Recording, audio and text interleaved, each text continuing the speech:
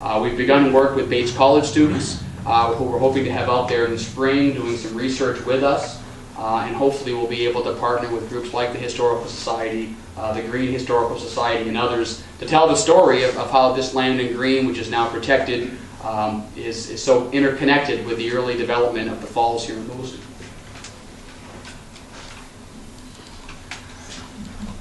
The New Auburn landscape, and Doug mentioned I'm from New Auburn, so it's near and dear to my heart.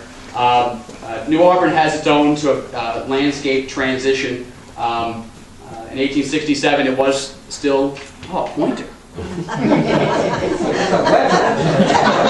There will be no questions. Thank you very much. Up until 1867, the hillsides coming down to the Little Androscoggin and Androscoggin were farm fields, pastures, woodlots. They were part of the town of Danville, which was predominantly rural, but for the area around Danville Junction, which was developing as a village. The great industrialists, of course, saw the potential of the Little Androscoggin River, and there was actually a very good piece in one of your newsletters a couple of years ago that detailed the process of the votes for the annexation. The folks in Danville were not too enthused, but for those who lived on the hill around Laurel Ave, the others did not want anything to do with Auburn, but the legislature had other thoughts. So Danville was annexed, and the Little Androscoggin Water Power Company quickly went about constructing two dams, which are now known as the Upper and Lower Barker, and the Land Trust will be working this year with the National Park Service in the New Auburn neighborhood to hopefully reopen the Barker Mill Trail, which is a trail that connects those two dams, and hopefully plans to connect other parts of the landscape in New Auburn to that area. It's really a spectacular view if you have not been, at least on the small portion that isn't completely overgrown.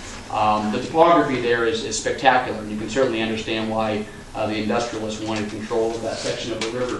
But right around the same time, 1869, Auburn's becoming a city. They're sort of blowing up the landscape.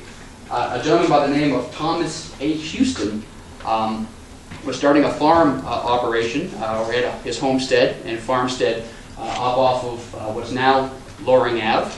And you can see in green, here's my pointer, much of the original farm property in 1999 was conserved by the Androscoggin Land Trust through a conservation easement. And you can see the farm fields there, and some people out there snowshoeing. The easement allows for neighborhood recreation. And Thomas Houston having a farm is a great thing, but other people have owned farms.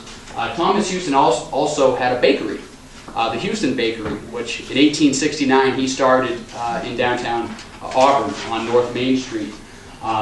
He went about building up the Houston Bakery, and the Thomas Houston Company, which was a bakery, was eventually sold to the National Biscuit Company, or Nabisco.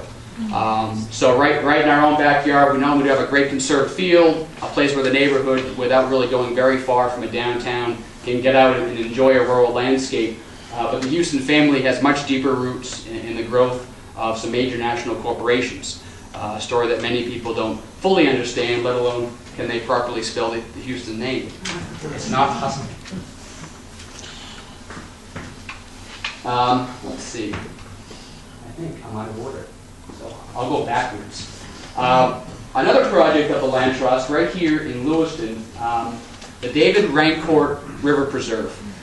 For those of you that have not been here, it's right behind Martin's, and you probably would not expect off of Main Street in Lewiston to go behind Martin's and have a spectacular view of undeveloped countryside, but you can. This is Tall Pines Drive in Northwood Road, and the Martin's Northwood Shopping Center is right off here. So right when you get under the railroad tracks, you can hang a left and follow the road until you see that trailhead sign.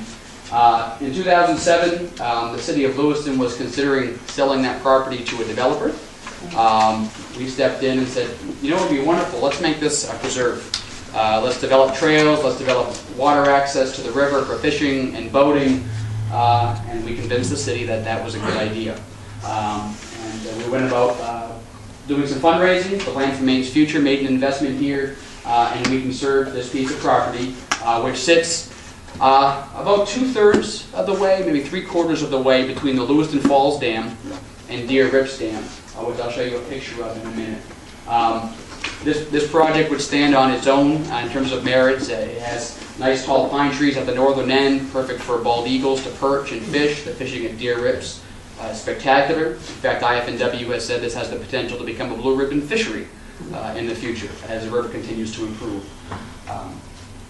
What's neat is in doing the research, of course we talked a little bit about the sawmill that was built by Captain Harris at Harris Falls. Most people are quick to recall Lewiston and Auburn as textile and shoe towns, but we did not start as textile and shoe towns. Sawmills and grist mills were something that was happening here, and if you're going to have sawmills and you're using the river, you need log booms and piers. As we did our survey work and our research on the Rancourt Preserve property, some of the reserved rights that were still in place up through the early 20th century was the ability to extend boom piers out into the river as part of logging operations. And today, depending on water levels in the summer, as you navigate in the section between those two dams, the Lewiston Falls and Deer Rips Dam, you can still come across the remnants of those piers in the river. If you're not careful, you might come across one just under the surface and bump your kayak against it. Not to be startled. There are still some chains and hooks along the Auburn shore where those boom piers used to be tied down as part of the log drives. We got a group of youth out learning to paddle on that section of the river last year, and they came across one of these piers in the river with a hook on it, pile of rocks. These are not like the piers you might see on the upper Penobscot or even the upper Androscoggin. Log drives ended quickly as the textile and water management became the priority here, so these were very primitive piers. But these students were unaware that there really was ever a logging industry. Most people only talk about Lewis and Auburn's industrial history from textiles forward, and you really miss that there was much that happened before. And this property gives us a chance to tell that story. Another unknown fact, and you probably would not have considered it come mid-20th century, was ice harvesting. The Kennebec and the Penobscot, again, as transportation rivers, were known for their ice industries, where they would send ice where there was no refrigeration to southern states, mid-Atlantic states. We weren't exactly doing that, but the ability on this property, there were rights of the Lake Auburn Crystal Ice Company to extend piers out and to harvest ice from the river from this property as part of local ice operations to support local needs. We have not dug into to all of that past to fully understand how the property was used, but it was there. The river was being harvested for ice. So that picture is part of the historic stereo views that the city of Lewiston had actually, through Maine Historic Preservation, fully documented. So it is a harvest, but we're just showing the picture. In the press release for this event, and you're probably all wondering, where's this town under the river? Is he going to get to that already?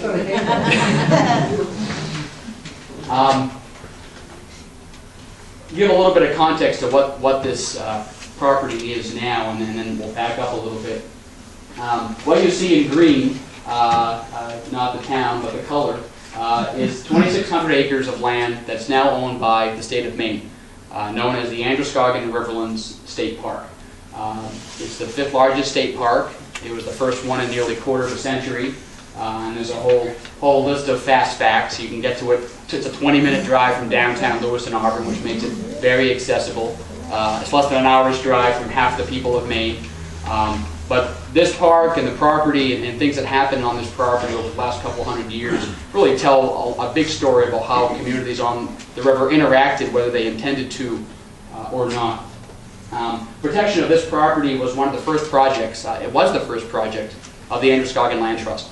I mentioned we were incorporated in 1989, around the time that Diamond Occidental, the diamond match company, was selling off all of its timberland in Maine. A story that we've read in the newspaper for the last 15 years, major wood owners selling off their wood lots and focusing on their core business. Diamond Occidental was one of the first to do that. The first 2,200 acres of this park was part of that suite. and a group of people who were passionate about conservation and traditional access for snowmobiling and hunting and hiking and equestrian use, got together around a kitchen table and worked diligently, engaging local partners, the Chamber of Bates, both cities, and approached the state. And among the first Land for Maine's Future projects ever was the early acquisitions of this property. It sits just north of downtown Lewiston, Auburn. In fact, at the bottom here, though it's not labeled on this map, this is the Auburn line. And it sits along Gulf Island Pond, which some of you may know is called a pond, but it's actually the Androscoggin River. Back before it was a pond, the river had a natural channel, and there was the old river road. So if you know where North River Road is, there was no Center Street. North River Road was the road that ran along the river and connected the villages, known as Farmington Road. There was a host of different names that road had. But it ran along the river through farm fields, past farmsteads, and at the northern end of what's now the Riverland State Park on the Turner side, connected with a village that had homes, schools, a sawmill, cemeteries, all clustered together. It wasn't a huge village, but by Turner scales, through the 1800s and early 1900s, was indeed a village. This is a picture from the 1896 flood and the ice jams and the damage that was done to homes and barns, and you can see quite a bit of that. There's some great images of that same flood in downtown Lewiston, Auburn. This is one of the rare views of that flooding in Turner. And the Historical Society is always passionate in Turner to talk about the old river road, and some of the stories of the families that once lived in these homes.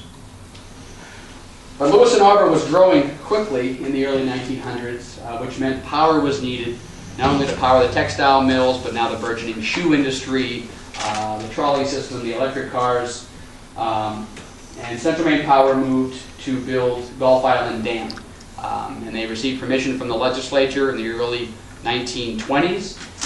And with that authorization to build this 100-foot tall structure came the power of eminent domain, which meant, based on their calculations, any property they deemed necessary for the flooding that would occur behind this 100-foot tall dam, they could come in, acquire, relocate families, and tear down those structures. How many people here are familiar with Flagstaff Lake? A pretty graphic story in a community that's still shocked by how that played out and the demolition of that village. But here in Turner on the Androscoggin River, on a smaller scale, but just as traumatic to those families in Turner, was their forced relocation to build this large industrial energy plant, in essence, along the river to power the growing appetite of Lewiston, Auburn. Today, much of the hydro generated here is sent to the New England grid and powers metropolitan Boston, in particular during peak summer months. This hydro station and Deer Rips are really run in tandem by now NextEra Energy to power Boston.